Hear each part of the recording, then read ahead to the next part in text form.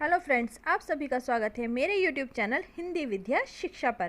भाषा रटने से नहीं, समझने से आती है। आज हम अपनी सीरीज क्लास 6 का चैप्टर नंबर 15 नौकर पढ़ेंगे। इस चैप्टर के अंदर ये बताया गया है कि किसी के काम करने से वो छोटा बड़ा नहीं होता, उसके विचारों से वो छोटा बड़ा होता है। किस प्रकार से गांधी जी ने इतने बड़े बैरिस्टर होने के बाद भी किसी काम को छोटा नहीं समझा, हर काम स्वयं करना चाहते थे। चलिए वीडियो स्टार्ट करते हैं। आश्रम में गांधी कई ऐसे काम भी करते थे जिन्हें आमतौर पर नौकर चाकर करते हैं। जिस ज़माने में वे बैरिस्ट्री से हज़ारों रुपए कमाते थे, बैरिस्ट्री यानी कि वकालत, उस समय भी वे प्रतिदिन यानी कि रोज़ाना सुबह अपने हाथ से चक्की पर आटा पीसा करते थे। चक्की चलाने में कस्तूरबा कौन थी? वो उनकी पत्नी थी और उनके लड़के भी हाथ बटाते थे। इस प्रकार घर में रोटी बनाने के लिए महीन या मोटा आटा वे खुद पीस लेते थे। साबरमती आश्रम में गांधी जी ने वसाई का काम जारी रखा। वह चक्की को ठीक करने में भी कभी कभी घंटों मेहनत करते थे। एक बार एक कार्यकर्ता ने कहा कि आश्रम में आटा कम पड़ गया है। आटा पिसवाने में हाथ बटाने के लिए गांधी जी फौरन उठकर खड़े हो गए। कि उन्होंने ये नहीं सोचा कि मैं इतना बड़ा बैरिस्टर हूँ, मैं यहाँ का हेड हूँ, तो मैं काम क्यों करूँ, किसी नौकर से कह दूँ। नहीं, वो क्या है, स्वयं उठे और उस काम को करने के लिए जो है फौरन चल दिए। वो हर काम करने के लिए फौरन तत्पर रहते थे। पीसने से पहले उसे बीन का साफ करने पर वो जोर देते थे, जिससे कि उसके अंदर का कचरा, कंकर, पत्थर सब निकल जाए। कौपिनधारी इस महान व्यक्ति को अनाज बीनते देखकर उससे मिलने वाले लोग हैरत में पड़ जाते। बाहरी लोगों के सामने शारीरिक मेहनत का काम करते गांधी को शर्म नहीं लगती थी। एक बार उनके पास कॉलेज के कई छात्र मिलने आए। उनको अंग्रेजी भाषा में अपने ज्ञान का बड़ा गर्व था। किसे? उन छात्रों को। गांधी जी से बातचीत के अंत में वो बोले, बापू, यदि मैं आपको कोई सेवा कर सकूं तो कृपया मुझे अवश्य बताएं। उन्होंने आशा थी कि बापू उन्हें कुछ लिखने पढ़ने का काम देंगे। गांधी जी ने उनके मन की बात ताड़ ली और बोले, अगर आपके पास समय हो तो इस थाली के गेहूं बीन डालिए। आतुंग बड़ी मुश्किल में पड़ गए। मतलब वो जो लड़के थे एकदम से घबरा गए और सोचने लगे।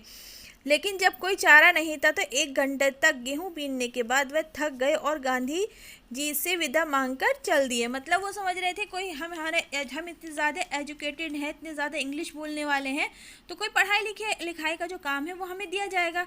मगर क्या है, गांधी जी गेहूं साफ़ कर रहे थे तो उन्होंने क्या कहा, थाली में जो गेहूँ है आप इनको ही साफ़ कर दीजिए। और वो सोचने पर मजबूर हो गए और क्या है, अंत में क्या है, आखिरकार उनको वो छोड़कर जाना पड़ा।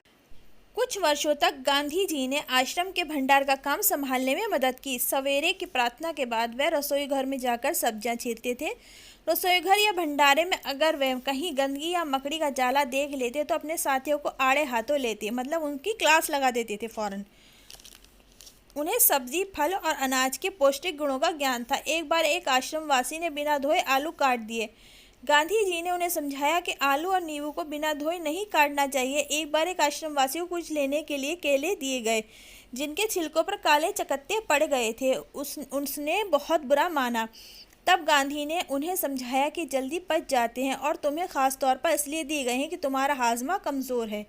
गांधी जी आश्रमवासियों को अक्सर स्वयं ही भोजन परोसते थे। इस कारण वे बेचारे बेस्वाद उबली हुई चीज़ों को विरोध यानी के खिलाफ कुछ भी नहीं कह पाते। मतलब जैसा खाना होता था वे चुपचाप खा लेते थे।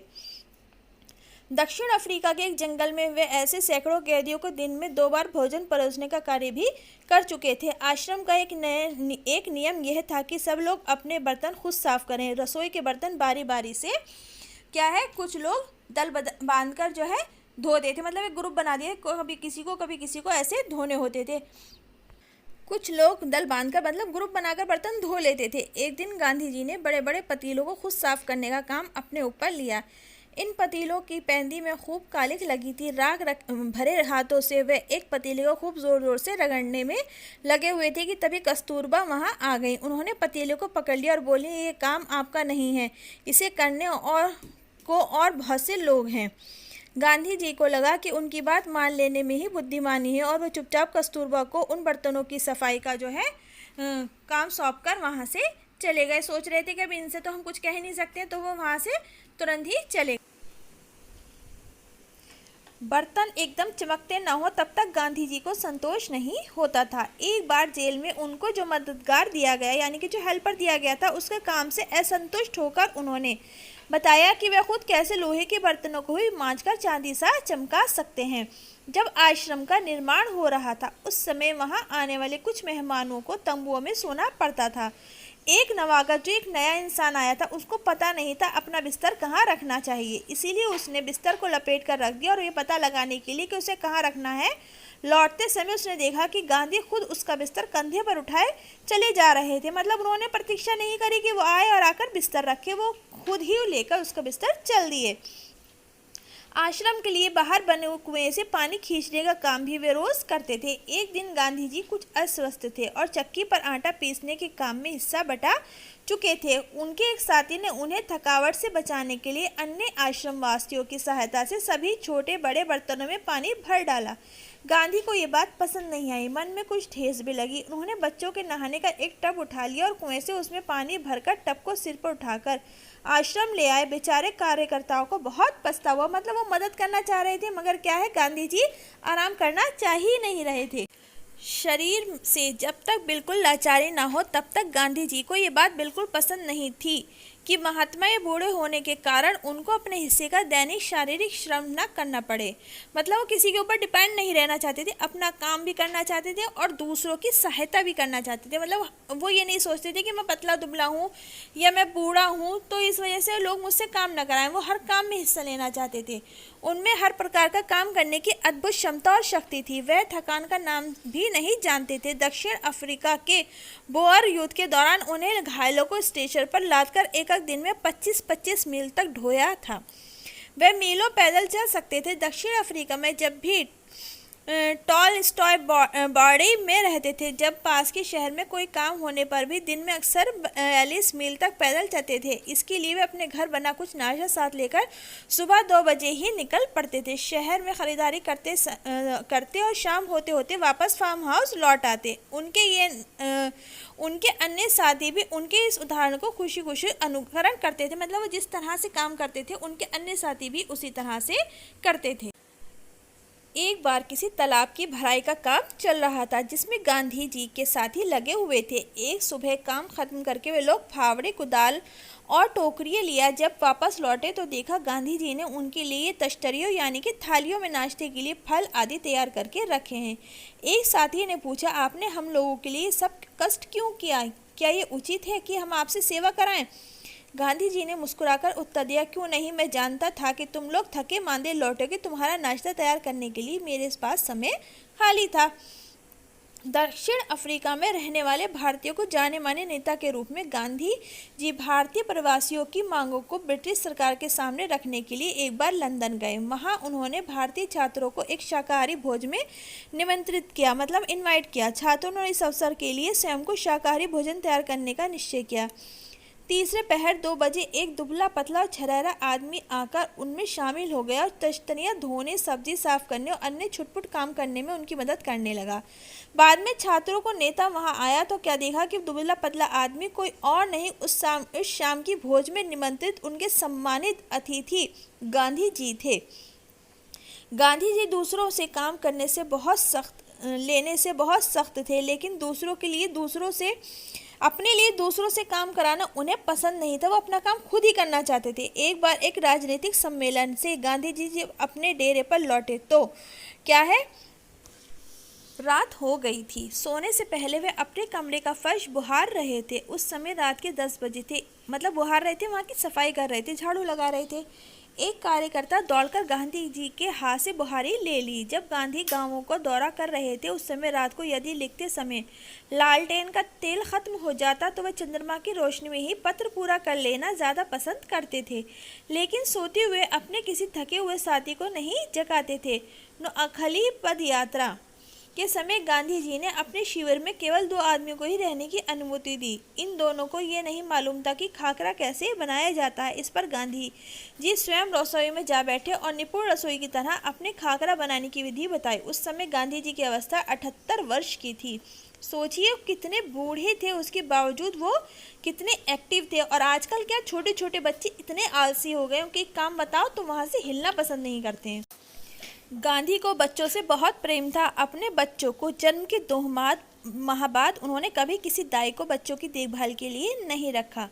वे मानते थे कि बच्चों के विकास के लिए माँ बाप का प्यार और उनकी देखभाल अनिवार्य है, और ये बात हकीकत है। जो परवरिश माँ बाप दे सकते हैं, जो है संस्कार माँ बाप दे सकते हैं, वो कोई दूसरा नहीं दे सकता।